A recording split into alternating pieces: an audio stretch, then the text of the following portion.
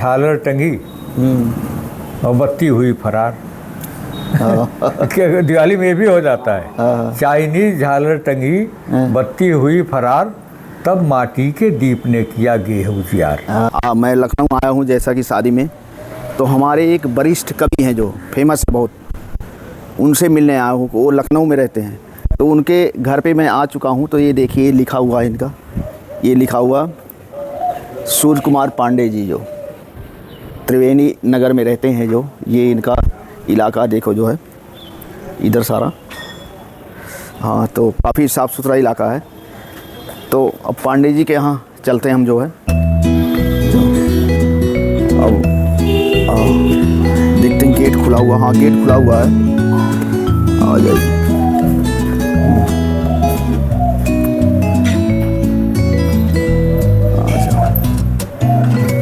लखनऊ में आया हूँ, तो अभी पांडे जी यहाँ बैठे हुए हैं, सूर्य कुमार पांडे जी। ये जो है मशहूर कवि हैं, प्रसिद्ध हैं बिल्कुल, जो ये वाह वाह क्या बात में भी आ चुके हैं, उसमें भी आते हैं, और कौन बनेगा करोड़पति में भी आते हैं। तो बहुत फेमस है यहाँ पर, पूरे जो है हिंदुस्तान में, वर्ल्ड में ही फेमस है। तो उनके घर पे मैं यहाँ आया हूँ, और जो है वहाँ से अभी आया हूँ। तो अब इनसे हम बातचीत करेंगे और इनके बारे में जानेंगे। तो सर, आपके घर आए तो हमें बड़ी खुशी हुई है। जी, मुझे भी खुशी हुई आपसे मिलकर। वैसे कभी से मिलने में तो मिलता रहता हूँ जो है मैं जी। तो आज वहाँ तो भीड़ होती है, तो बहुत सारे लोग रहते हैं जी, लेकिन आज अकेले में मिला। इतने बड़े प्रसिद्ध जो कवि आप हैं, जो बड़े बड़े मंचों पे आप पधार चुके हैं और फेमस हैं जो है। तो मैं ये पूछना चाहता हूँ कि जो ये कविता है हास्य में, ये कैसे आपको ये शौक चढ़ा, या क्या जुनून आपके अंदर आया जो कविता का? ये देखिए, हास्य की कविताएं ही मैंने नहीं लिखी हैं, मैंने और प्रकार की कविताएं भी लिखी हैं। प्रसिद्धि मुझे भले ही हास्य और व्यंग्य की कविताओं से मिली है। तो ये मैं यह मानता हूँ कि दो कारण होते हैं। एक तो आप जन्मजात कवि होते हैं, हाँ, यानी आपका स्वभाव ही इस तरह का है। जैसे आपने देखे होंगे समाज में बहुत से लोग होते हैं जो कि बहुत खुल के हंसी खुशी के साथ बात करते हैं। कुछ लोग होते हैं बहुत गंभीर होते हैं, हाँ गंभीर होते हैं, और हालांकि विचार दोनों ओर होता है, सोचते दोनों हैं, चिंतन दोनों के पास होता है। एक सोचता है और उसको हंसी के रूप में, व्यंग्य के रूप में अपनी बात को कहता है। एक सोचता है, उसको बहुत गंभीर और चिंतन मनन और विचार के रूप में बात करता है। अच्छा। मुझ में एक तो मैं मानता हूँ कि जन्मना प्रवृत्ति है हास्य की। अच्छा। यानी कि बातचीत में, व्यवहार में, सामान्य जीवन में हंसी मेरे साथ जुड़ी हुई है।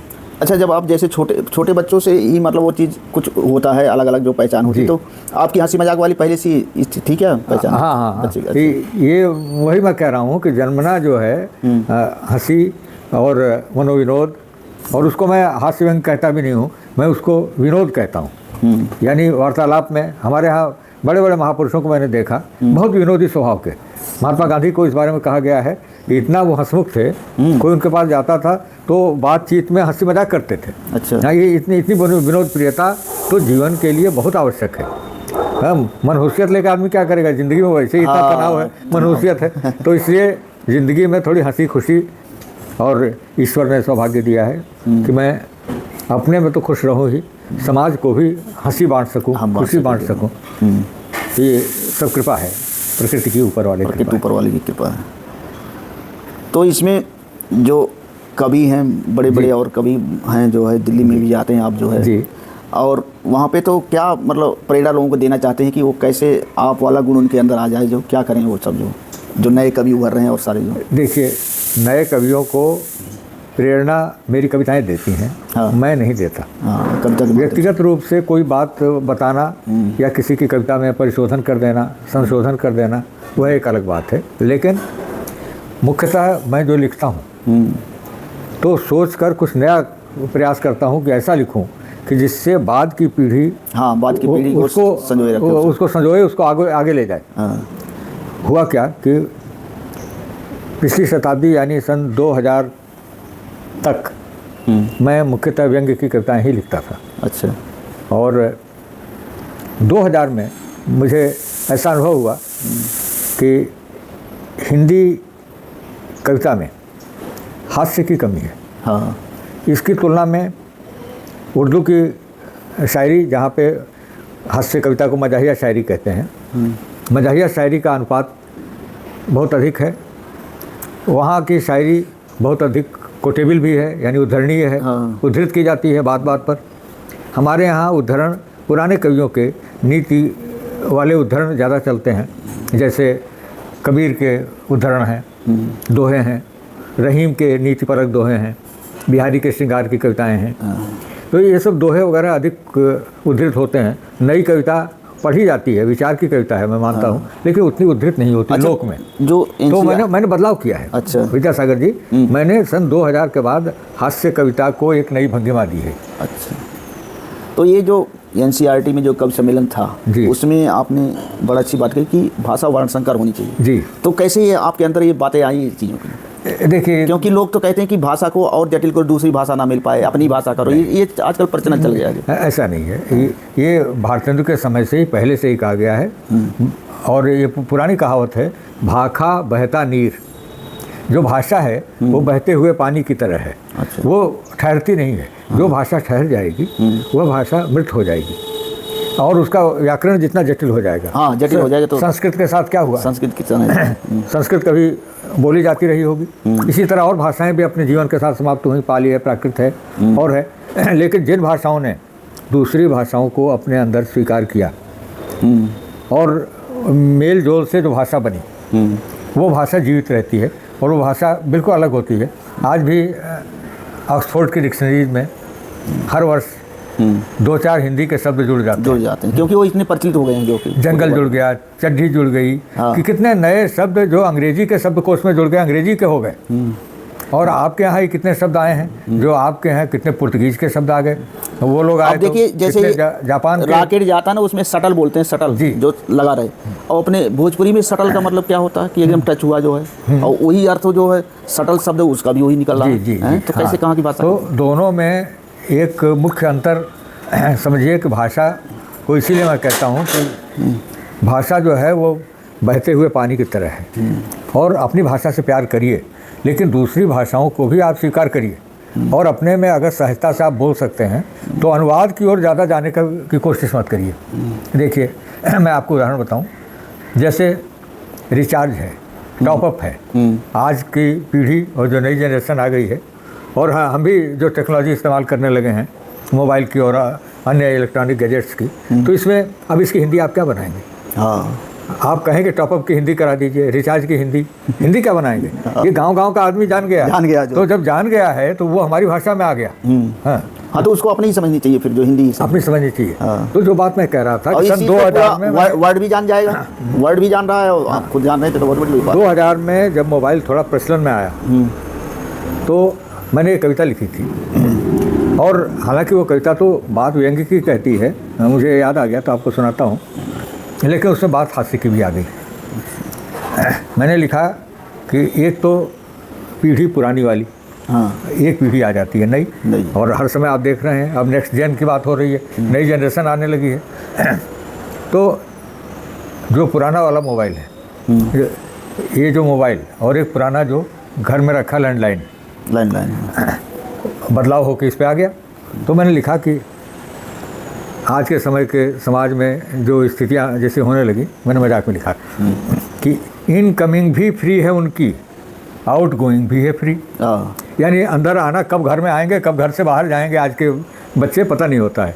इनकमिंग भी फ्री है उनकी, आउट गोइंग भी है फ्री, देखकर रोमिंग में उनकी हक्का बक्का रह गया। आप तो अंग्रेजी के विद्वान हैं, प्रवक्ता हैं, आप तो बेहतर जानते होंगे कि रोमिंग मतलब बेमतलब सड़क पे घूमना भी। तो इनकमिंग भी फ्री है उनकी, आउट गोइंग भी है फ्री, देख कर रोमिंग में उनकी हक्का बक्का रह गया।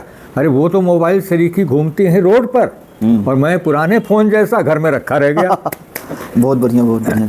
तो इसमें हास्य भी है, इसमें व्यंग्य भी है कि कैसे पिछली पीढ़ी पर्दे के पीछे चली जाती है, नई पीढ़ी समाज में आ जाती है, और समाज के जो बदलाव हैं उनके ऊपर एक कटाक्ष भी इस कविता में किया गया। ऐसी मैंने बहुत सारी कविताएं लिखी, और उस समय की एक कविता और याद आ गई कि बदला है आपके बच्चों का कुछ ऐसा रिंगटोन, बदला है आपके बच्चों का कुछ ऐसा रिंगटोन, माँ बाप अब तो रहते हैं वाइब्रेट मोड पर, माँ बाप अब तो रहते हैं साइलेंट मोड पर, और मजनू तलाश मत कर लैला को तू गली में, वह कब की शिफ्ट कर चुकी है मेन रोड पर। तो ये समय के बदलाव के साथ इस तरह की कुछ कविताएं आरंभ में सन 2000 के आसपास मैंने लिखी। और इसमें विशेष बात यह है रेखांकित करने वाली विद्यासागर जी कि किस तरह से भाषा नई टेक्नोलॉजी को के अंदर प्रवेश करती है और किस तरह से, तो जो आपने पहली बात कही कि कविता वर्णसंकर होती है, तो वर्णसंकर होती है तो शुद्ध होती है, वो बात यहीं आई है। क्योंकि अगर उन शब्दों को हम अपनी भाषा में नहीं लेंगे तो हम इनकमिंग आउट गोइंग की हिंदी बनाते रह जाएंगे। हाँ, और वो कभी नहीं बन पाएगी, ना लोग बोल पाएंगे उसको, जो बोल पाएंगे। तो ऐसे बहुत से शब्द हैं जो कि भाई लालटेन से लेकर रेल तक, अब रेल और उसमें आपने हिंदी का जोड़ दिया गाड़ी, तो एक शब्द बन गया रेलगाड़ी। तो उसी के लव पथगामिनी ऐसे बनाए थे बड़ा बड़ा शब्द, जो अब वो बोल नहीं पाएगा कोई इतना। इस तरह से अब चाय को परोक्तोत्पन्ना, दुग्ध, शर्कर, मिश्रिता, पेय पदार्थ, तो आप ऐसे बनाएं। तो ये इसलिए सहज रूप में भाषा, जो मैंने कहा ना आरंभ में कि बहता हुआ पानी की तरह से आनी चाहिए, और वो आती है। तो वहाँ से मैंने एक बदलाव दिया, और आज आपको मिलेगा कि नई पीढ़ी के हमारे जो कवि हैं, लेखक हैं, इस शब्दावली का प्रयोग करने लगे हैं। यहाँ तक कि हास्य कविता में ये सब शब्द पहली बार आते हैं, लोग मजाक उड़ाते हैं, लेकिन वही शब्द अब गीतों में भी प्रयोग होने लगे हैं। हाँ, गीत में जो सब जो है ये सब शब्द गीतों में भी आ गए हैं। इसलिए आए क्योंकि कोई तो पहला व्यक्ति होगा जिसने ये किया होगा, और ये कुछ, इसे मैं बहुत कृपा मानता हूँ माँ सरस्वती की, कि मैंने एक मोड़ दिया कविता में। एक बार कहीं बातचीत हो रही थी विद्यासागर जी, तो उर्दू के कुछ हमारे साथी बैठे हुए थे। मैंने उनसे एक बात कही कि देखो आपके यहाँ एक प्रतीक चलता है चिराग, उर्दू शायरी में चिराग का बहुत इस्तेमाल होता है, दिए का। यार कभी आप लोग ये नहीं सोचते कि अब दिए वगैरह हो गए ख़त्म, अब ज़माना आ गया एलईडी का, तो अब तो ट्यूबलाइट जलने लगी, एलईडी जलने लगी। आपकी शायरी में ये कब आएगा? आना चाहिए। तो आप अभी भी समा जला रहे हैं, अभी भी आप कैंडल जला रहे हैं। चिराग और शब्द कुछ दिन बाद तो नई पीढ़ी पता नहीं चिराग होता क्या, चिराग क्या होता है, दिया क्या होता है, क्योंकि समा क्या होती है, अभी बच्चे पूछते हैं भाई परवाना क्या होता है। जैसे दिवाली पे दिए जलाए जाते हैं अपने यहाँ, तो पहले तो लाइट थी नहीं, अब तो चारों तरफ लाइट हो गई जो, और दिए कम होते चले जाए। कोई अब तो 1-2 जलाता है, 4 जलाता है, नहीं पहले पूरे खेत में कहाँ कहाँ जलाते थे सब, जो पूरे घर में। लेकिन एक दोहा मेरा है कि चाइनीज झालर टंगी और बत्ती हुई फरार। दिवाली में भी हो जाता है, चाइनीज झालर टंगी बत्ती हुई फरार, तब माटी के दीप ने किया गेह उजियार। अपनी ज़मीन की जो चीज़ें हैं, आपको एक समय आपातकाल में वो काम आती हैं, आपको ज़रूरत पड़ जाती है। मिट्टी के दिए का भी अपना महत्व है, और पुराने समय में उसका महत्व ये रहा है कि कीट पतंगे, मौसम बदलता था, और बरसात के बाद शिशिर की जाड़े की शुरुआत होती थी जब, तो शीत ऋतु के आरंभ से पहले जो कीड़े मकोड़े आने लगते हैं, दिया उनको जलाता था, उसकी ज्योति पर वो आके वही जो परवाने की बात कर रहे थे। लेकिन अब समय के साथ वो ख़त्म हो गया। लेकिन कभी अगर वैकल्पिक रूप में हमारे पास एक चीज़ होनी चाहिए, यानी अगर हम बिजली की झालर विदेशों से खरीद के उस पर निर्भर करेंगे तो स्वदेशी का क्या होगा?